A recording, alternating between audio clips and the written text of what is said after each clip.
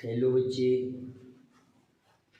आज आप सबको अपना यूट्यूब चैनल ज्ञान विज्ञान रिसर्च सेंटर में स्वागत है। बच्चे, आज हम आपके बीच रसायन विज्ञान से एक महत्वपूर्ण पाठ लेकर आए हैं। रासायनिक बंधन, केमिकल बॉन्ड। रासायनिक बंधन का पहला भाग मैंने पिछले वीडियो में बताया था और आज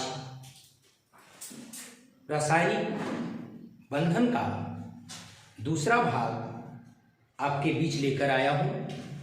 वह है सहसंयोजक बंधन एवं उनके प्रकार। बच्चे, आज फिर से हम ये चर्चा करेंगे कि सहसंयोजक बंधन क्या होता है और उनके प्रकार क्या हैं। सहसंयोजक बंधन और उनके प्रकार के बारे में आज हम लोग विस्तार पूर्वक अध्ययन करेंगे। बच्चे, सहसंयोजक बंधन का मतलब मैंने पहले बता चुका है, साझेदारी से बंधन का निर्माण। बच्चे, दो समान या दो असमान परमाणु आपस में इलेक्ट्रॉन का साझा करके जब बंधन का निर्माण करते हैं तो ऐसे ही बंधन को हम लोग सहसंयोजक बंधन कहते हैं। तो चलते हैं सहसंयोजक बंधन को परिभाषित करते हैं।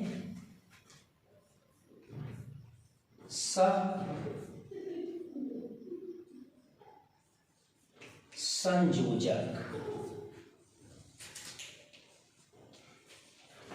बंधन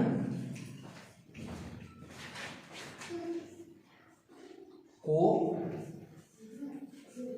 वैलेंट बॉन्ड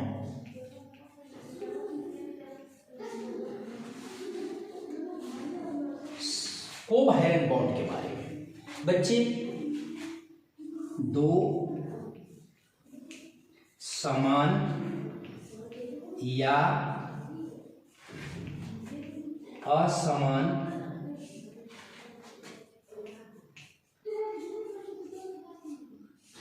परमाणुओं के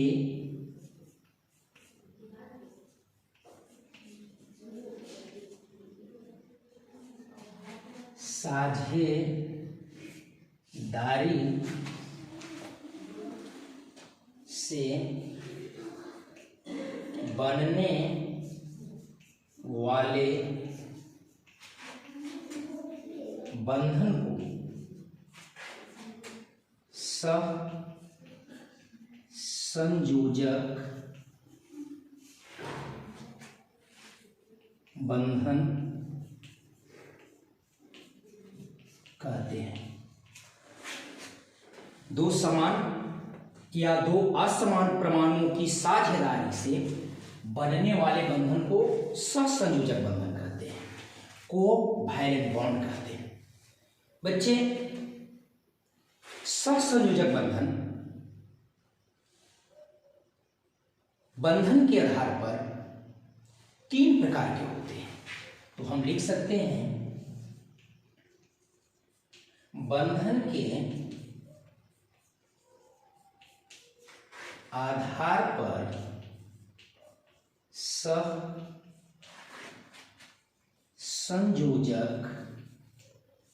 बंधन तीन प्रकार के होते हैं। पहले अभी हमने सहसंयोजक बंधन का परिभाषा समझा, इसके बाद बंधन का प्रकार। तो बंधन के आधार पर सहसंयोजक बंधन जो है वो तीन प्रकार के होते हैं। पहला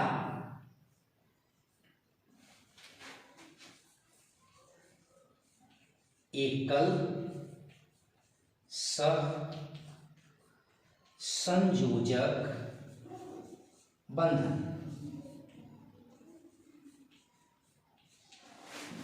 जिसे हम लोग अंग्रेजी में सिंगल कोवैलेंट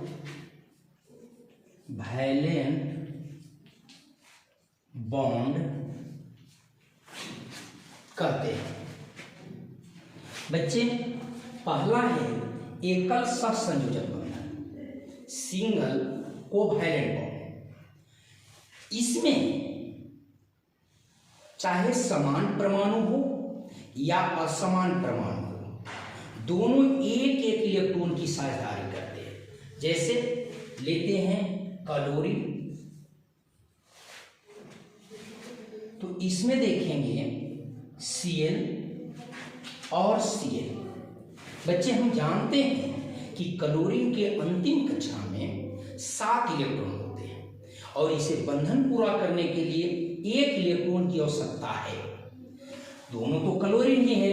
अब एक क्लोरीन इससे कहता है कि भैया 1 इलेक्ट्रॉन मुझे दे दो कि मैं अपना स्ट्रक्चर पूरा कर लूं, तो ये भी कहता है ठीक है, तो मुझे भी 1 इलेक्ट्रॉन की जरूरत है, मुझे भी 1 इलेक्ट्रॉन दे दो, मैं भी अपना स्ट्रक्चर पूरा कर लूंगा। तो इसके पास जो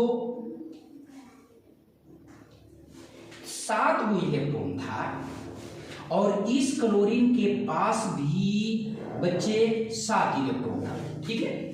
तो यह अपना स्ट्रक्चर एक इसे इलेक्ट्रॉन को लेकर पूरा कर लिया। अब एक क्लोरीन भी इस क्लोरीन से 1 इलेक्ट्रॉन को लेकर अपना स्ट्रक्चर पूरा कर लिया, अर्थात इसके बीच क्लोरीन के बीच सिंगल बॉन्ड बन जाएगा, ठीक है बच्चे। इसी प्रकार से हम देखते हैं जल को। जल, तो इसमें असमान परमाणु है। अब ऑक्सीजन को लिख दिया और इधर भी ऑक्सीजन को लिख दिया और बीच में हाइड्रोजन को, 2 हाइड्रोजन है, हाइड्रोजन को लिख दिया, ऑक्सीजन को और हाइड्रोजन को। बच्चे, इस हाइड्रोजन का अंतिम कक्षा में 1 इलेक्ट्रॉन है, तो इसका भी 1 इलेक्ट्रॉन है। लेकिन जो ऑक्सीजन है इसके अंतिम कक्षा में 6 इलेक्ट्रॉन होता है। तो ये अपना स्ट्रक्चर पूरा करने के लिए 2 इलेक्ट्रॉन अभी घट रहा है बच्चे। तो 1 इलेक्ट्रॉन इस हाइड्रोजन से मांगता है और 1 हाइड्रोजन इस हाइड्रोजन से मांगता है। तो पहले से इसका अपना 6 गो था। इसको चिन्हाने के लिए हमने पहचान के लिए ऐसे इलेक्ट्रॉन ऑक्सीजन को दे दिया, ठीक है बच्चे।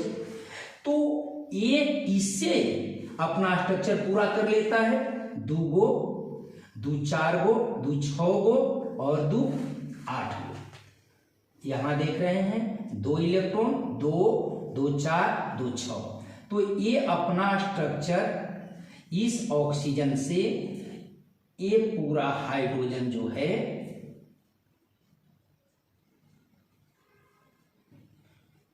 इस ऑक्सीजन से 2 4 2 6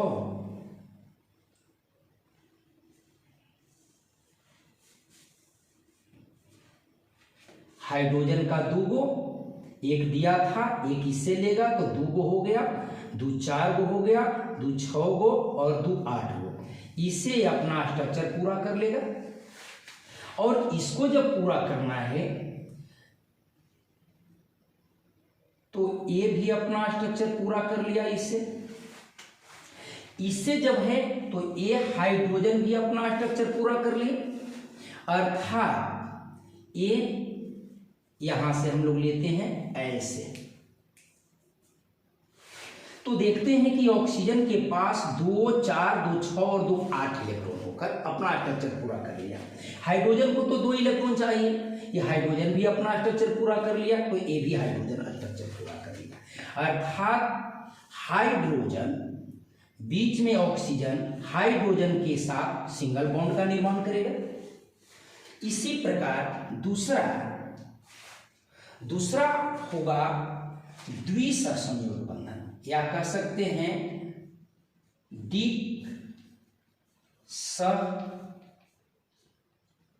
संयोजक बंधन, जिसको हम लोग अंग्रेजी में कहते हैं डबल कोवैलेंट बॉन्ड। ठीक है बच्चे, इसमें हम देखते हैं कि इस डबल कोवैलेंट बॉन्ड में चाहे समान परमाणु हो या असमान परमाणु हो, दो दो इलेक्ट्रॉन की साझेदारी होता है।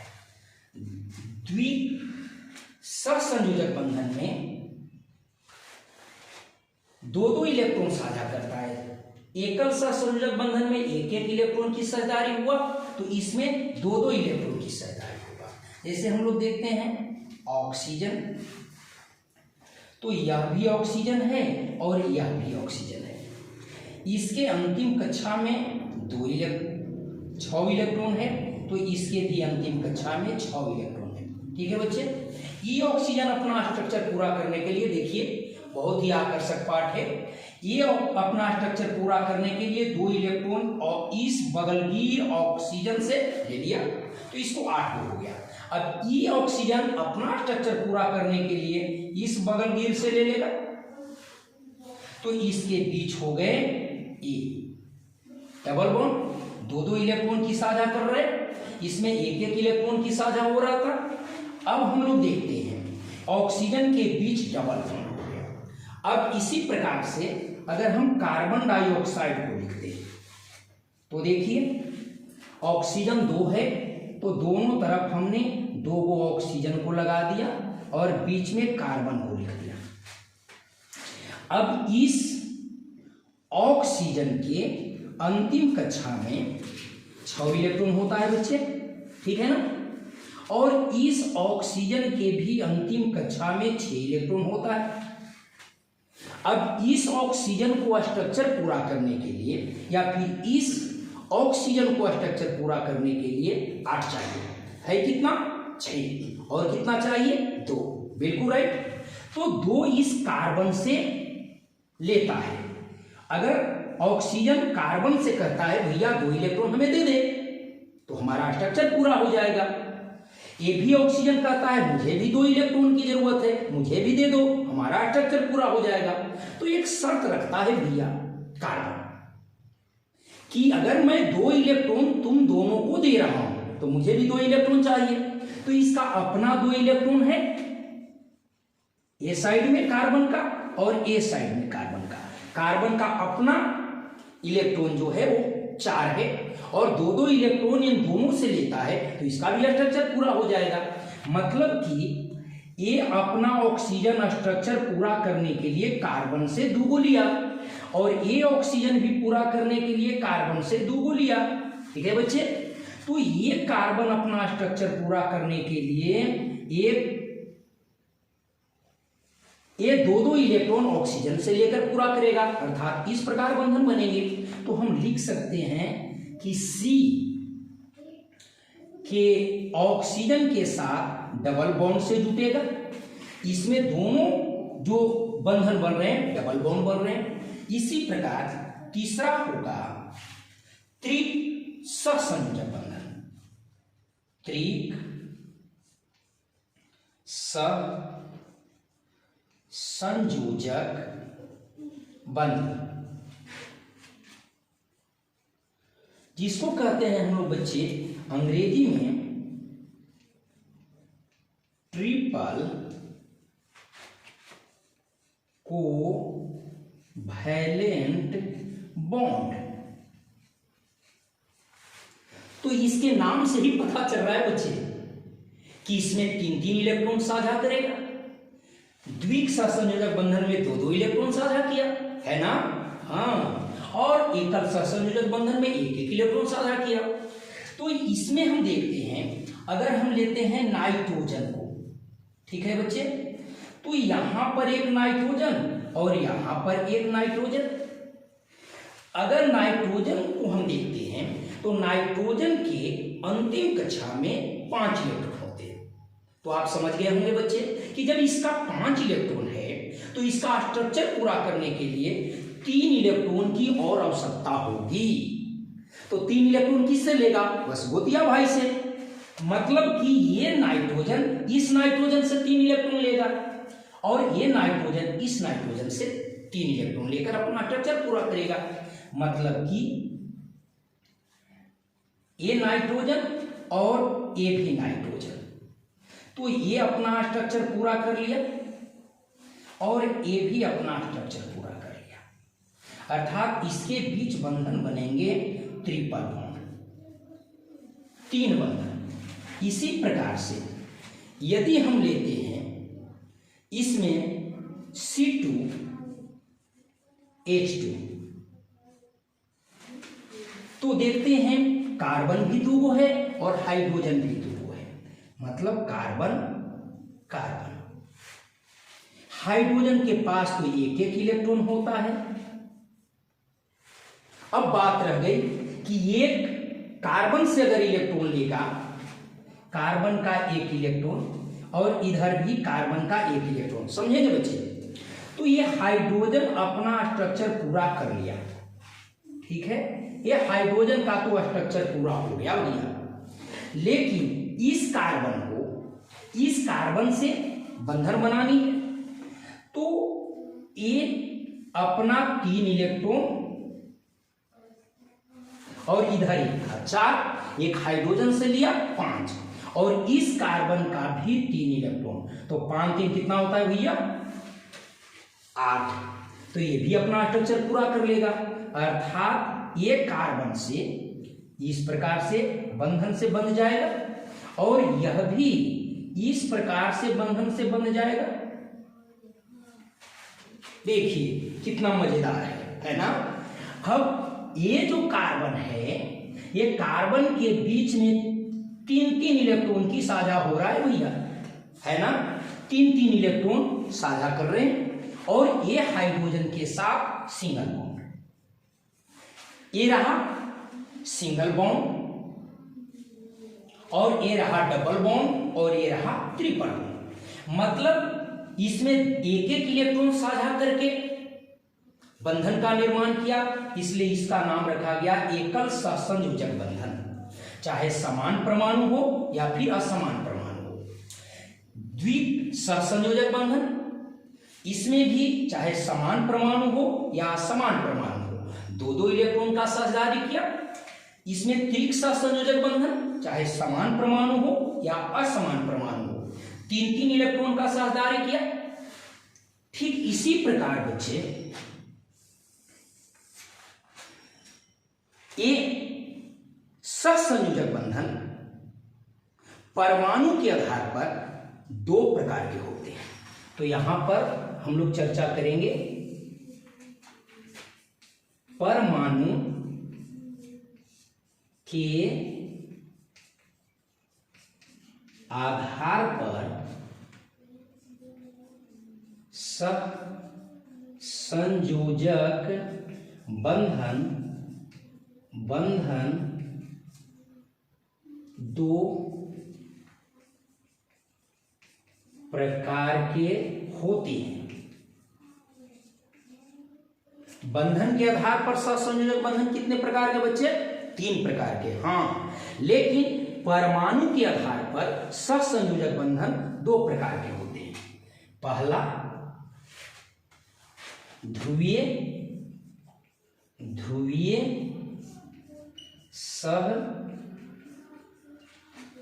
सहसंयोजक बंधन, जिसे हम लोग कहते हैं पोलर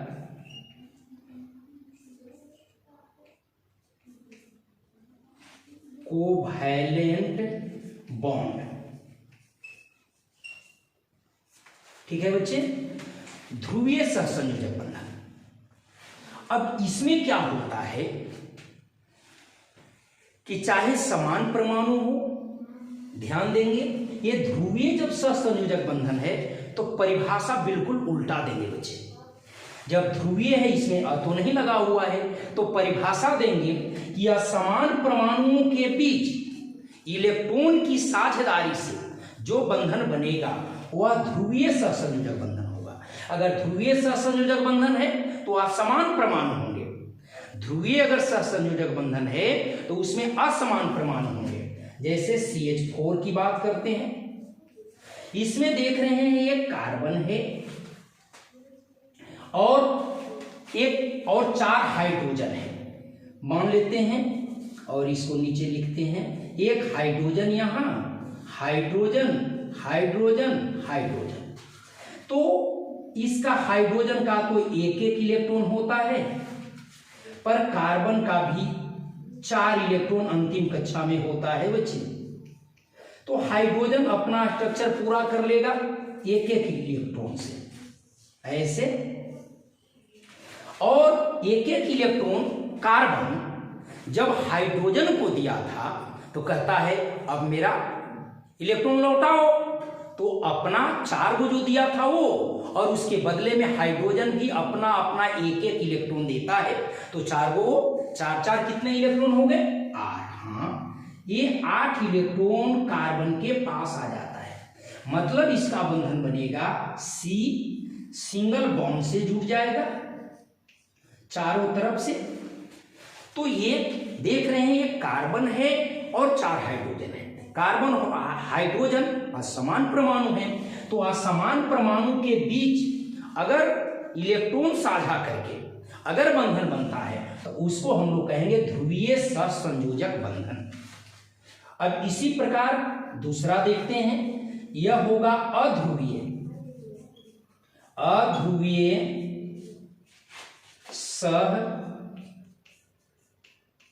सहसंयोजक बंधन।